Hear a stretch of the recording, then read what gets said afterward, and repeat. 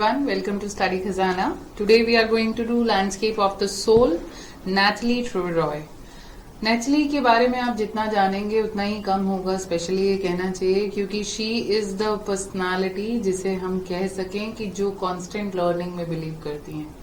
आप साइकोलॉजी में पढ़े हुए होने के बाद भी she learns many things, specially her heart resides in painting and many other things like calligraphy and all. और चाइनीज आर्ट, चाइनीज कल्चर को बहुत ज्यादा एडमायर करती हैं.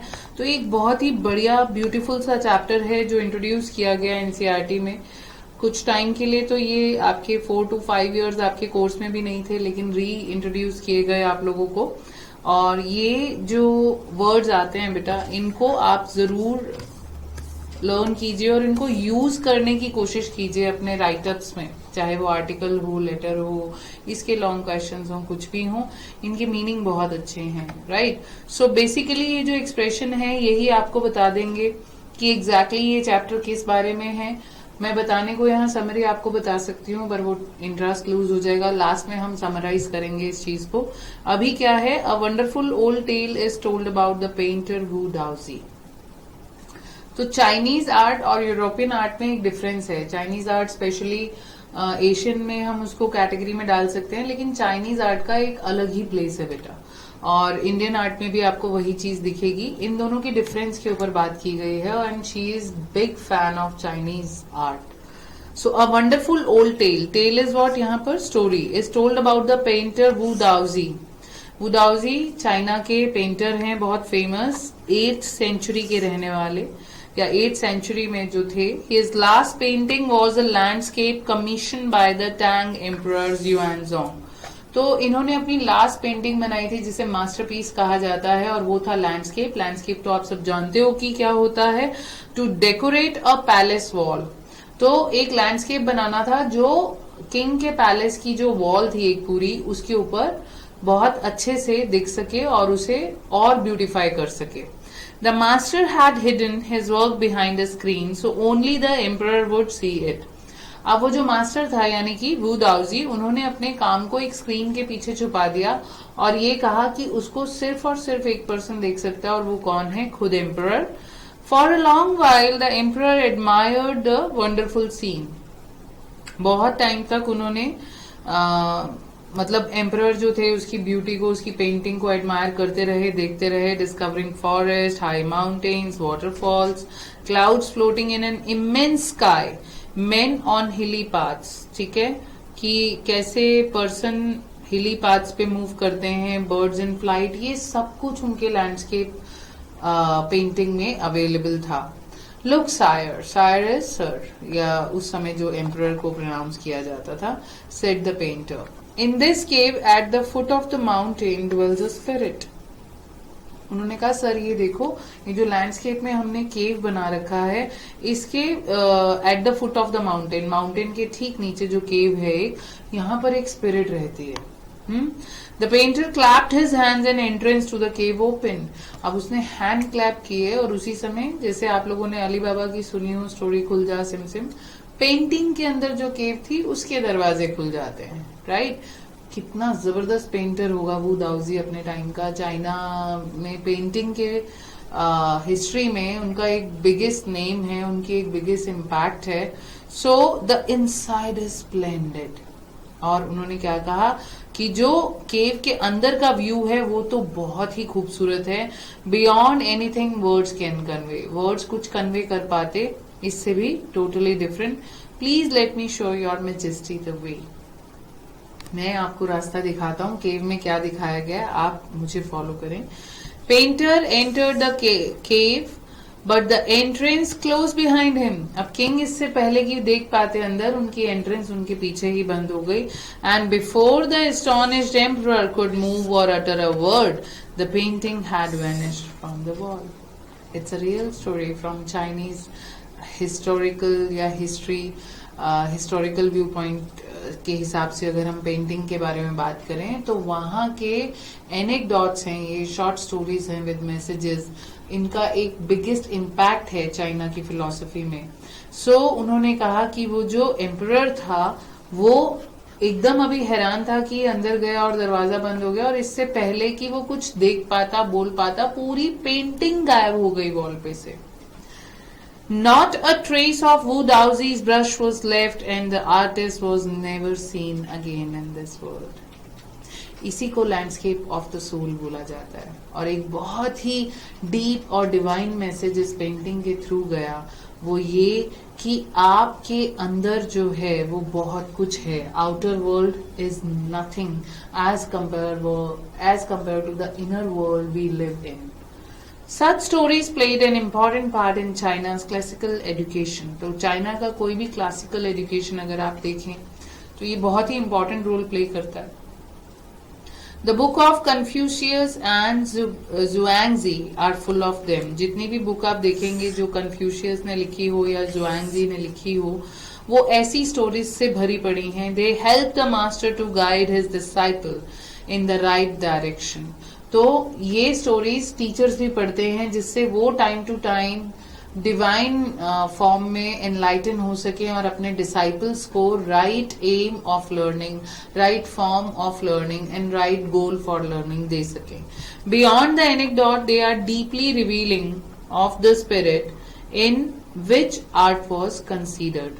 एनेक्डोट के अलावा ये एक डीप स्पिरिट में कही गई बात है जिसमें आर्ट को कंसीडर किया गया है.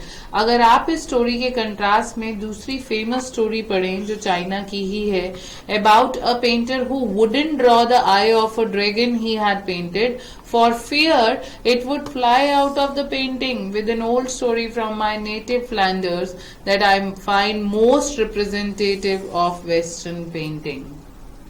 तो वेस्टर्न पेंटिंग की स्टोरी है ये कि एक इतना बढ़िया पेंटर था जो ड्रैगन, उसने अपनी लाइफ का मास्टरपीस बनाया था, लेकिन उस ड्रैगन की आई कभी भी ड्रॉ नहीं करता था, ये सोचते हुए कि जिस दिन मैंने इसकी आई ड्रॉ की ये उड़ जाएगा. और इस तरह के पेंटर्स आपको बहुत शानदार मिलेंगे पूरे वर्ल्ड में और हिस्ट्री में. In the 15th century, Antwerp, a master blacksmith called Quentin Metzges fell in love with a painter's daughter. ऐसी ही एक और स्टोरी सुनाती है नैथली, और क्या कहती हैं कि एंटवर्प में एक मास्टर ब्लैकस्मिथ हुआ करता था. ब्लैकस्मिथ आप समझते हैं किस चीज का काम होता है, लोहार वगैरह. तो उसको प्यार हो जाता है एक पेंटर की डॉटर से, right.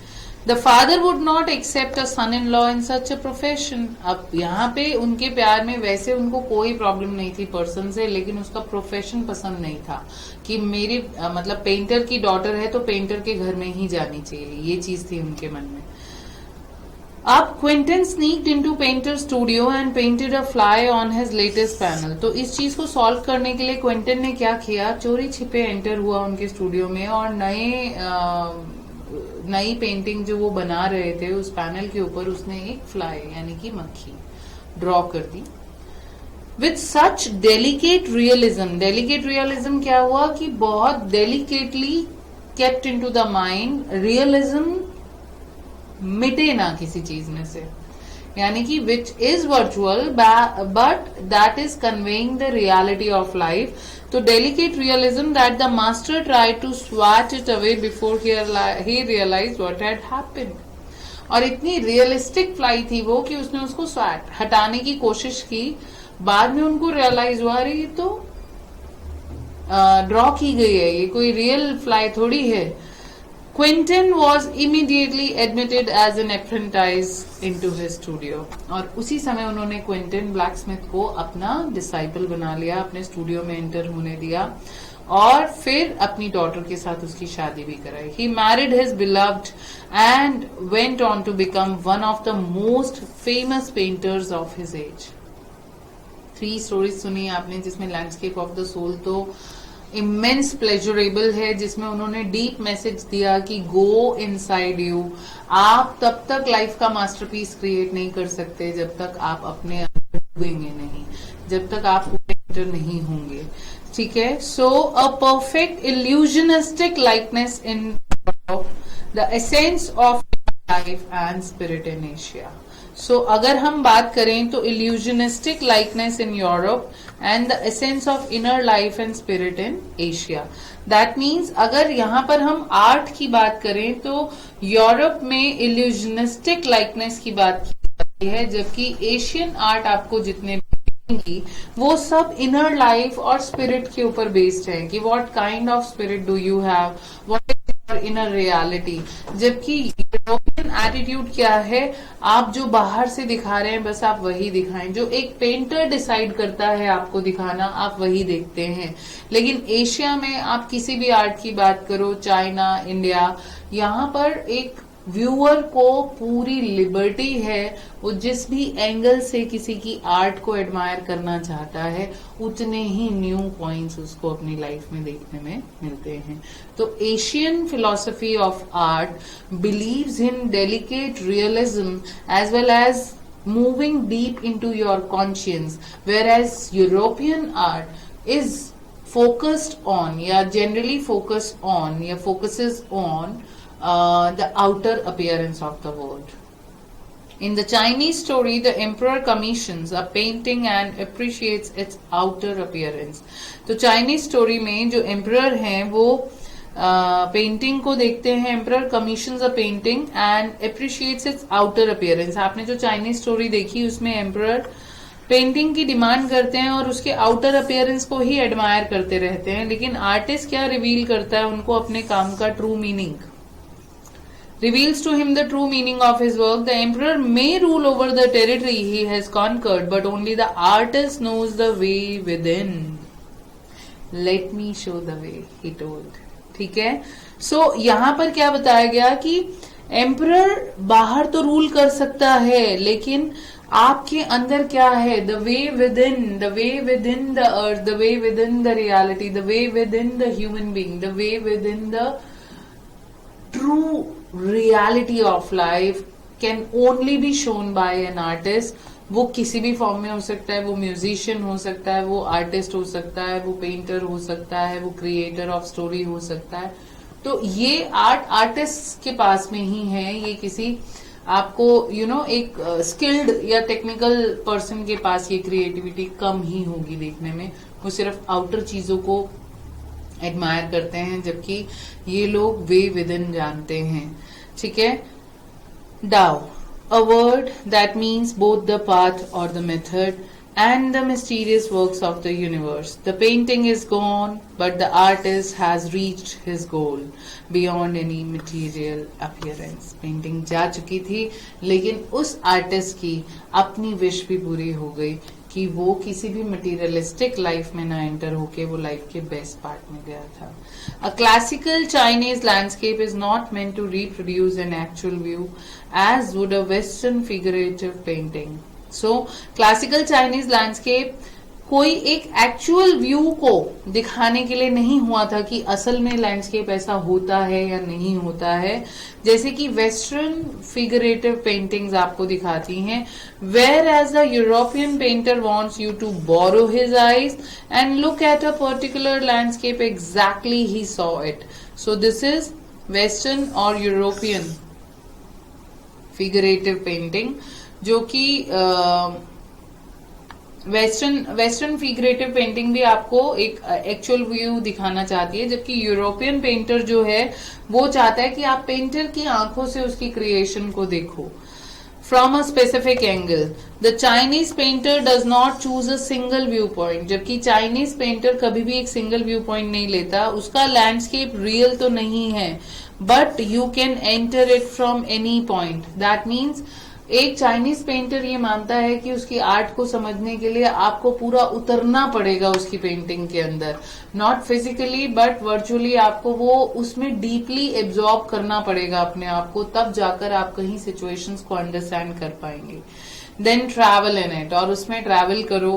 The artist creates a path for your eyes to travel up and down. जो आर्टिस्ट हैं वो आपके लिए एक पाथ तैयार करके देते हैं जहां पर आप ट्रेवल कर सकते हो, then back again in a leisurely movement.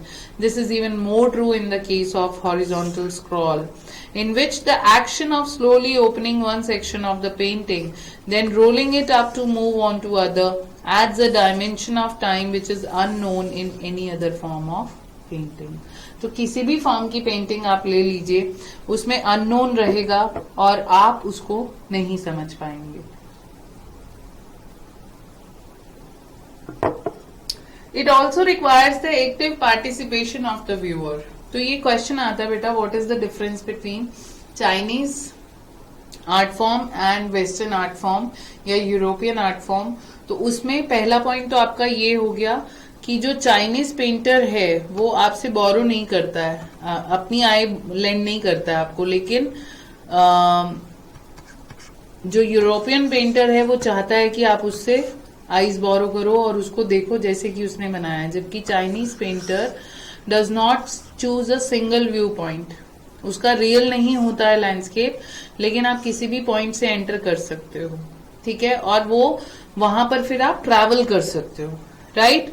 उसके बाद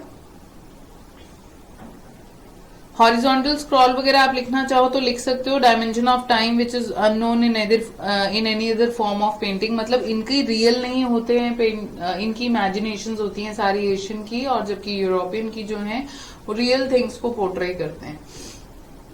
Next come, it also requires the active participation of the viewer who decides at what pace he will travel through the painting. A participation which is physical as well as mental. ये कौन सा है बेटा? This is important for Chinese viewpoint. ये हमारा कौन सा viewpoint है? Chinese viewpoint है, right? नेक्स्ट आते हैं, क्या कहते हैं ये कि the Chinese painter does not want you to borrow his eyes, he wants you to enter his mind, कि उसके माइंड में एंटर होके देखो। The landscape is an inner one, a spiritual and conceptual space. तो हमारे अंदर भी ऐसे न जाने कितने लैंडस्केप है, न जाने कितनी स्प्रिंग है, न जाने कितने सन है, न जाने कितना बिग नेचर है। तो चाइनीज लैंडस्केप आपको सिंपली सिर्फ एक चीज इंडिकेट करता है कि borrow his mind not his eyes and travel in it as the way you want to. This concept is expressed as shan shui, और इस चीज को आप बहुत अच्छे से एक्सप्लेन कर सकते हो शान शुए के एग्जाम्पल से। इसका जो लिटरेरी मीनिंग है दैट इज माउंटेन वाटर। शान शुए का मीनिंग क्या है? Mountain water which used together represent the word landscape. अगर हम इसको इकट्ठे यूज करें शान शुई, तो ये निकल के आता है लैंडस्केप, इसका मीनिंग बनता है। More than two elements of an image, these represent two complementary poles. तो ये एक दो कॉम्प्लीमेंट्री पोल्स, जैसे साउथ पोल नॉर्थ पोल हमने अपनी अपनी लैंग्वेज में समझा हुआ है, ये डाओइस्ट व्यू है यूनिवर्स को देखने का। शान शुई होता है, शान आपका माउंटेन है तो शुई आपका वाटर है, जहां माउंटेन और वाटर के बीच में कनेक्शन यही लाइफ है अकॉर्डिंग टू चाइनीज फिलोसफी। अब इसको डाओइस्ट व्यू के अकॉर्डिंगली हम क्या देखते हैं कि यिन और यांग नाम के दो एलिमेंट हैं चाइनीज फिलोसफी में। माउंटेन जो है वो यांग है, रीचिंग वर्टिकली टूवर्ड्स हेवन, जो हेवन की तरफ पहुंच रहा है, stable, warm, dry in the sun, while the water is yin, horizontal and resting on the earth, fluid, moist and cool। ठीक है, दोनों का ही ऑपोजिट है। यिन वाटर एलिमेंट है, यान आपका माउंटेन एलिमेंट है। माउंटेन एकदम ड्राई, सन ऊपर वर्टिकली जा रहा है, जबकि वाटर हॉरिजॉन्टल जा रहा है। जहां पर इंटरैक्शन होता है यिन का, यिन कौन है? Receptive, water. Feminine aspect of universal energy, पूरे यूनिवर्स में जो एनर्जी है उसमें जो फेमिनाइन एस्पेक्ट है वो वाटर है अकॉर्डिंग टू चाइनीज फिलोसफी। तो यिन का जहां इंटरैक्शन हुआ यांग से, जो कि हमारा मैस्कुलाइन एनर्जी है और एक्टिव एनर्जी है पूरे वर्ल्ड में, एक फंडामेंटल नोशन है दाओइज्म के ऊपर। What is often overlooked is an essential third element. जो अब राइटर क्या कहते हैं कि जो हमेशा इग्नोर की जाती है वो है थर्ड एलिमेंट, जिसके बिना यिन भी अधूरा और यांग भी अधूरा है, वो है मिडिल वॉइड। वॉइड आप सब जानते हो बेटा, हम किसको बोलते हैं? एक हॉलो वैक्यूम या एक गैप, एक हॉलो चीज जहां वैक्यूम क्रिएट हो जाता है, लाइक खालीपन सा एक आ जाता है। तो मिडिल वॉइड क्या है? माउंटेन, और माउंटेन वर्टिकल है, ये पूरा हॉरिजॉन्टल है यिन वाटर। तो बीच का जो पोर्शन है जहां पर इनका इंटरैक्शन हो रहा है, that is actually void. Where there interaction takes place, जहां पर इंटरैक्शन टेक प्लेस करता है, ये आप अर्थ का कोई भी एनवायरमेंट, एयर एलिमेंट या कुछ भी आप कंसीडर कर सकते हैं। और इस चीज को नैथली बहुत अच्छे से समझाती हैं। जब वो इंडिया आई और उन्होंने यौगिक प्राणायाम सीखे तो उन्होंने कहा वॉइड का इंपॉर्टेंस इनको तब समझ में आया। This can be compared with the यौगिक practice of pranayama, breathe in, retain, breathe out. Pranayama का सबसे इंपॉर्टेंट रोल क्या है बेटा? आप प्राणायाम में ब्रीद इन ब्रीद आउट नहीं करते, आप ब्रीद इन के बाद उसको रिटेन करते हैं, फिर ब्रीद आउट करते हैं, then hold, then breathe in, then retain, then breathe out, and this process goes on. वो जो वॉइड है थोड़ी देर का, जहां पर हॉलो एक्सट्रीम स्टेट में आप उसको ब्रीद इन के बाद आपने रोका, ब्रीद आउट के बाद आपने रोका, वो वाली स्टेट जो है, वो जो सस्पेंशन ऑफ ब्रेथ है, ब्रेथ को थोड़ी देर के लिए आप सस्पेंड कर देते हो, is the void where meditation occurs. यही वो स्पेस है जहां पर एक योगिक, यानी कि जो योगी है, जो योगिक प्रैक्टिसेस कर रहा है, उसको मेडिटेशन का रियलाइजेशन होता है। और मेडिटेशन उसी डीप स्टेज में होती है जाके। The middle void is essential, nothing can happen without it. Middle void हर जगह पर आपको चाहिए, इसके बिना कोई भी चीज नहीं हो सकती। Hence the importance of the wide unpainted space in Chinese landscape. तो आपको बात समझ में आई कि पेंटर है, उसकी पेंटिंग है, तो ड्रॉ कहाँ करेगा? वो वाइट लैंड स्पेस। तो वॉइड भी अधूरा नहीं है, इररिलेवेंस नहीं है, आपको उस चीज की रिलेवेंस को समझना है। तो गाइज, आज से आपको कोई अगर खाली कहता है या बेकार का कहता है या किसी काम का नहीं कहता है, तो ऑल्दो नहीं कहना चाहिए किसी को, लेकिन अपने आप को कभी भी यूजलेस मत समझो। एक आर्ट है, you are the creation of God. अब उस आर्ट को समझने के लिए आपको भी डीप विद इन ही जाना पड़ेगा, right? So this is also where man finds a fundamental role. और यहीं पर आकर एक मैन को अपना फंडामेंटल रोल नजर आता है। In that space between heaven and earth he becomes the conduit of communication between both poles of the universe. तो heaven upward, earth horizontal, downward, इन दोनों के बीच में अगर कोई लिंक है, वो ह्यूमन बीइंग है, उसकी प्रेजेंस बहुत एसेंशियल है। Even if it is only suggested, far from being lost or oppressed by the lofty peaks, he is in Francois Chang's wonderful expression, the eye of the landscape. So God has created this landscape. उसकी आई बोरो मत करो, उसके mind में enter हो। This is the creation and we are the admirer and we should live it, we should protect it, we should move with the go with the flow in spirituality या in spiritual manner. So ये landscape of the soul का excerpt है जो उन्होंने लिखा था। इसमें उन्होंने एथिक्स के बारे में बात करी थी, स्पिरिचुअलिटी के बारे में बात की थी, चाइनीज पेंटिंग के बारे में बात की थी, जिसे थोड़ा सा एडिट भी किया गया है ताकि बच्चे इसको थोड़ा ध्यान से समझ सकें। आपकी एज में मेडिटेशन को समझना मुश्किल नहीं है, अगर आप समझना चाहें तो। Meditation, I clear it once again, it is not about pleasing your god, deity, Rab, Ishwar, अल्लाह। इनको अगर आप कुछ स्पेशल थिंग्स के थ्रू जब आप प्लीज करते हैं, वो नहीं है meditation. Meditation is all about controlling your self, balancing yourself with the help of breathe in and breathe out. So this is the basic role जिसके ऊपर spirituality, आप जहां से spirituality को लर्न करते हैं, अपनी लाइफ को लर्न करते हैं, ये वो चीज है। आगे देखते हैं गेटिंग इनसाइड आउटसाइडर आर्ट। इनमें पूरे में से आपको क्वेश्चन पूछा जा सकता है बच्चे।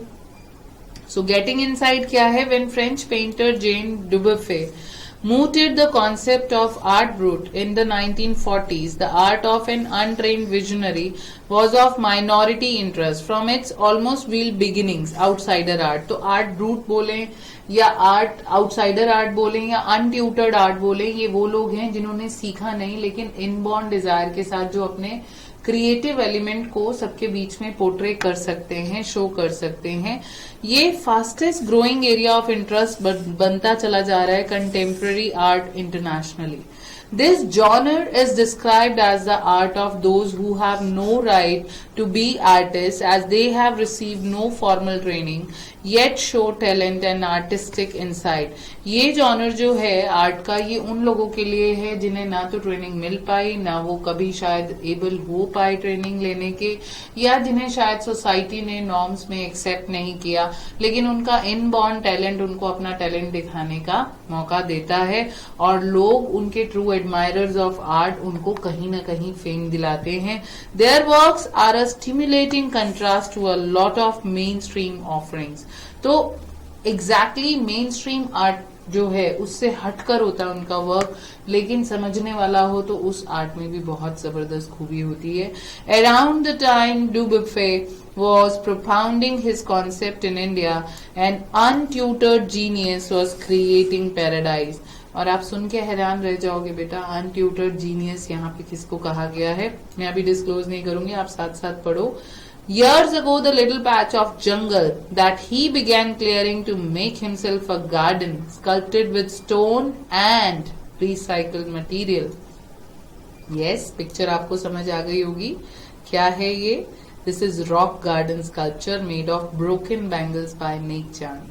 तो इन्हीं को क्या कहा गया है, इनको कहा गया है untutored genius was creating paradise. Right, I hope आप में से काफी लोगों ने इसको तो जरूर देखा होगा, जिन्होंने नहीं देखा होगा उन्होंने सुना तो जरूर होगा. रिसाइकल्ड मटेरियल से उन्होंने पूरे वर्ल्ड में एक बहुत ही ब्यूटीफुल प्लेस तैयार किया जिसे चंडीगढ़ में रॉक गार्डन के नाम से जाना जाता है. इट्स 80-year-old क्रिएटर डायरेक्टर नेक चांद is now hailed as India's biggest contributor to outsider art. तो इंडिया के अनट्यूटर्ड जीनियस, आउटसाइडर आर्ट या आर्ट ब्रूट के नाम से जाने वाले कौन है, ये हमारे नेक चांद, जिन्हें क्रिएटर और डायरेक्टर भी कहा जाता है. करीब करीब 80 इयर्स हो चुके हैं. The 50th issue spring 2005. अब तो बेटा 2018 चल रहा है, आप इसके ऊपर रिसर्च करें कि अब ये कहां तक पहुंच गया है. Raw vision, a UK based magazine Pioneer in outsider art publication, उन्होंने फीचर किया था नेक चांद को and his rock garden sculpture Women by the Waterfall on its anniversary issues cover. तो विमेन बाय द वाटरफॉल नाम से उन्होंने अपनी मैगजीन में, रॉ विजन के नाम से जो आर्ट ब्रूट की आर्ट को प्लेस करती है, ये पहली मैगजीन थी. The notion of art brut or raw art was of works that were in their raw state as regards cultural and artistic influences. Anything and everything from a tin to a sink to a broken down car could be material for a work of art. Something Nek Chand has taken to dizzying heights, recognizing his art as an outstanding testimony of the difference a single man can make when he lives his dream. तो जैसे कि आपने पढ़ा कि एक जंगल को clean करते करते उसे ब्यूटी दे दी और चंडीगढ़ का वो एक एक लैंडस्केप ऑफ द स्कूल जैसे उनका मास्टरपीस था, तो चंडीगढ़ का मास्टरपीस या चंडीगढ़ का सिनोनिमस बन चुका है, एक दूसरा नाम बन चुका है रॉक गार्डन, जिसको जरूर देखने जाते हैं लोग और उसको एडमायर भी करते हैं कि एक अकेला इंसान इतना जबरदस्त इम्पैक्ट कहीं पे डाल सकता है. तो आप जाके जरूर देखें रॉक गार्डन. आपको कहीं पर भी अपने ड्रीम को लेकर डाउट होगा और लगेगा कि मैं बहुत छोटा हूं, मैं क्या कर सकता हूं, believe me you will get the inspiration to fulfil your dreams. माझी मूवी आपने देखी होगी, एक अकेले इंसान ने माउंटेन को काट के रास्ता बना डाला, वो भी रियल स्टोरी है. तो guys, whenever you feel like losing your emotions, losing your inspiration, losing the goal of your life, just go and visit these places, just go and read these people's biography. You will be full with inspiration and aim of life, and you will definitely do something big in your life.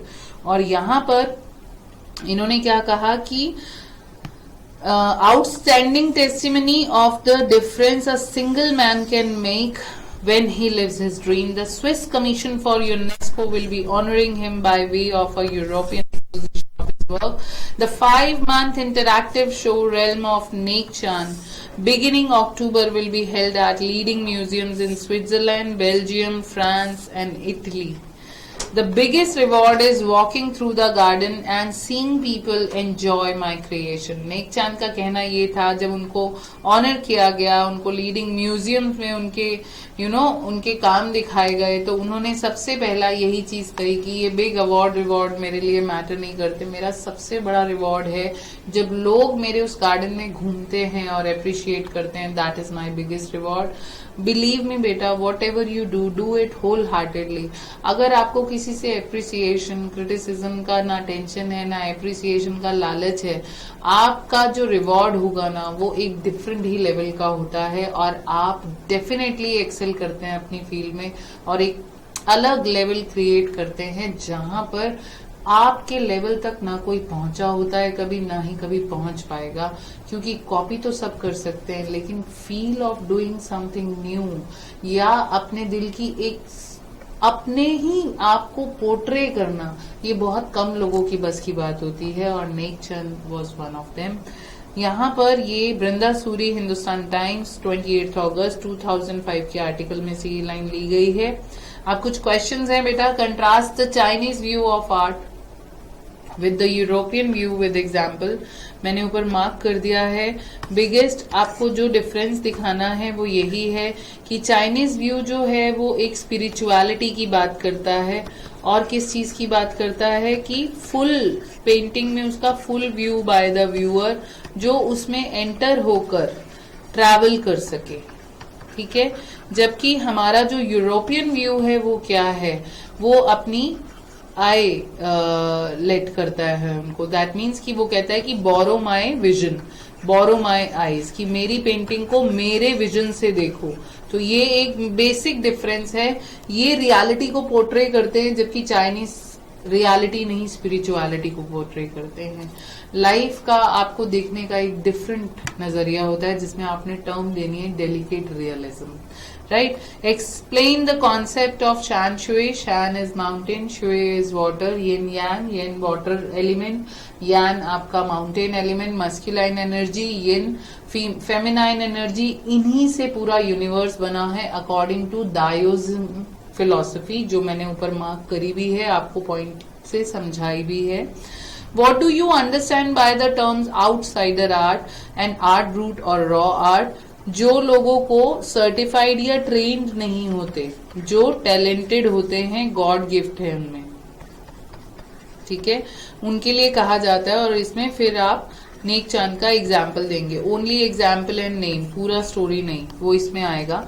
Who was the untutored genius who created a paradise and what is the nature of his contribution to art? वो पूरा element जो मैंने ऊपर वाले इसमें आपको draw करके दिया है, ये पूरा येलो वाला पॉइंट एज इट इज आप मेंशन कर देंगे इसके अंदर कि कंट्रीब्यूशन ऑफ आर्ट उन्होंने क्या दिया, और वो चीज आप मेंशन इसमें जरूर करेंगे.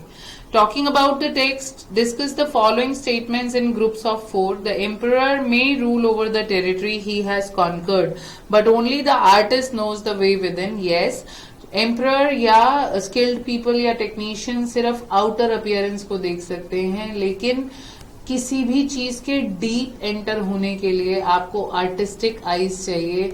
Not in painting manner, in every way of creation, चाहे वो म्यूजिक हो, चाहे वो राइटिंग हो, चाहे वो इंस्ट्रूमेंटल म्यूजिक हो या सिंगिंग हो या स्टोरीज हो या पेंटिंग हो, कुछ भी, वो एक डिफरेंट ही व्यू पॉइंट आपको चाहिए होता है लाइफ में स्पिरिचुअलिटी को समझने के लिए. द लैंडस्केप, और इसमें वो लाइन जरूर लिखेंगे जो उसने कहा था, let me show you the way, let me show the way.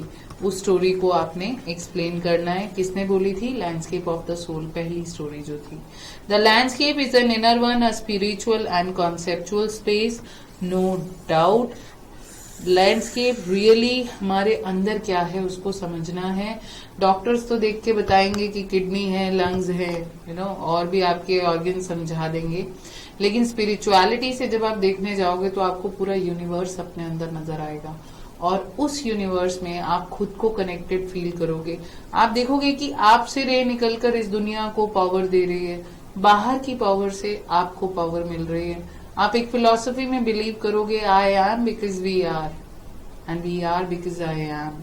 वो एक स्पिरिचुअल पर्सन ही अचीव कर सकता है जो मेडिटेशन के मिडल वॉइड को यूज करके प्राणायाम की एक्सरसाइजेस के थ्रू यिन यांग के बीच का मिडिल वॉइड जहां इंटरेक्शन होता है वहीं पे लाइफ टेक प्लेस हो सकती है और उसी पॉइंट को आप यहाँ पर मेंशन करेंगे। तो इनर वन में पहले ये स्टोरी, स्पिरिचुअल में आप प्राणायाम वाली प्रैक्टिस और मेडिटेशन के बारे में बात करेंगे, कॉन्सेप्चुअल स्पेस के अंदर आप क्या बताएंगे, मिडिल वॉइड को पूरा एक्सप्लेन करेंगे और उसको दोनों को रिलेट करेंगे। Got it? Okay, so next है हमारा working with words, panel, studio, brush, essence, material. और जैसा कि हम हमेशा करते हैं, हम आपको स्पून फीडिंग नहीं कराना चाहते, इस चीज को आप डिक्शनरी से करेंगे क्योंकि हम नहीं चाहते हमारे स्टूडेंट्स इजी कॉलिंग को ढूंढें और यहाँ पर ये पॉइंट आपने खुद ही करना है। पैनल, जैसे कि मैं एक समझा देती हूँ, examine the following sets of sentences to find out what the words panel and essence mean in different context. मतलब एक ही वर्ड है, आप उसको डिफरेंटली यूज कर सकते हैं। जैसे कि the mask from Bawa village in Mali look like long panels of decorated would.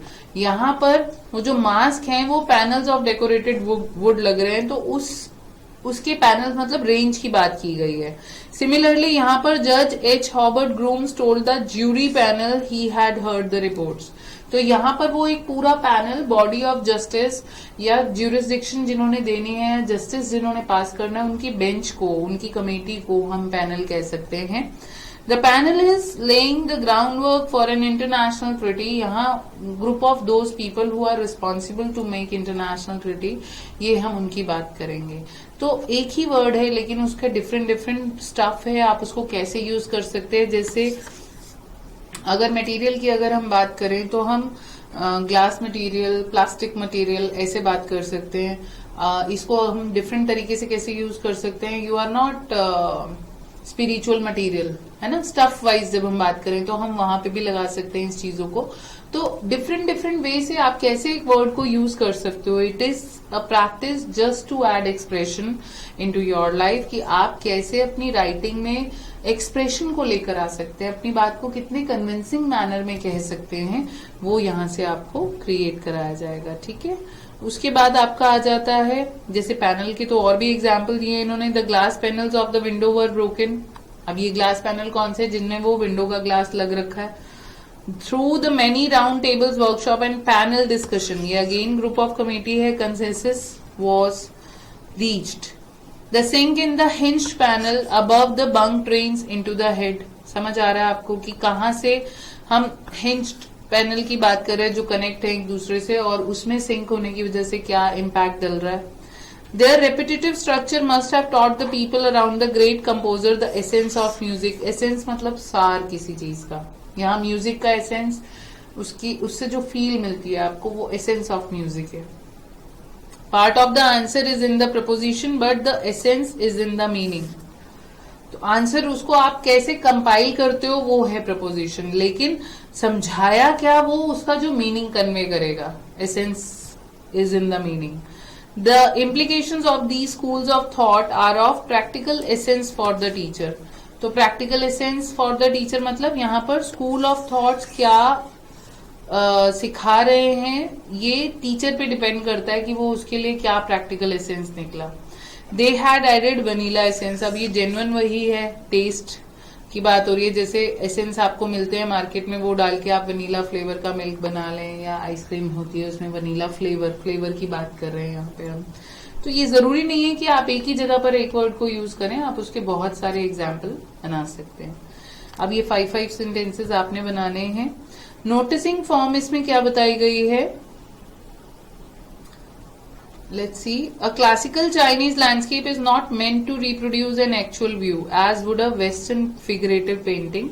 ये हम आपके साथ डिस्कस कर चुके हैं। Whereas the European painter wants you to borrow his eyes. तो ये उसी पर्टिकुलर एग्जाम्पल को लेकर इन्होंने आपको कंट्रास्ट सेट करना दिखाया है और उसी को डिस्कस किया है जो हमने ऊपर सेट किया था। जैसे ये देखो, 2 example are ways in which contrast may be expressed. जैसे इन एक्चुअल व्यू ये क्या है, या यहाँ इन्होंने क्या यूज कर लिया, वेयर एज करके बात कह दी। तो आप किस तरह से हाउएवर यूज करके, नेवरदिलेस यूज करके, या किन चीजों को यूज करके 2 सेंटेंस का एक सेंटेंस बना सकते हैं। उसके अलावा थिंग्स टू डू आता है हमारे यहाँ पर। Find out about as many Indian schools of painting as you can. Write a short note on distinctive feature of each school. Find out about experiments in recycling that help in environmental conservation. So yes, इसके basis पर आपको article या speech कुछ भी आ सकता है. आपका जो रिसर्च वर्क रह सकता है, आप नेक चांद की बायोग्राफी को पढ़ सकते हैं, उनके इंटरव्यूज को स्टडी कर सकते हैं इंटरनेट के ऊपर. आप खुद से, आपके अंदर कोई आर्ट है तो वेस्ट मटेरियल से आप क्या क्रिएट कर सकते हैं वो देखिए. उसके अलावा जिसमें भी आप में से जिसका भी इंटरेस्ट पेंटिंग में है, वो चाइना के good schools of painting, India के गुड स्कूल्स ऑफ पेंटिंग के बारे में रिसर्च कर सकता है और अपने लाइफ को एक डायरेक्शन दे सकता है. So keep painting your life in a very happy colors. Till then, stay connected, stay happy. We will meet you in the next slide. Thank you so much.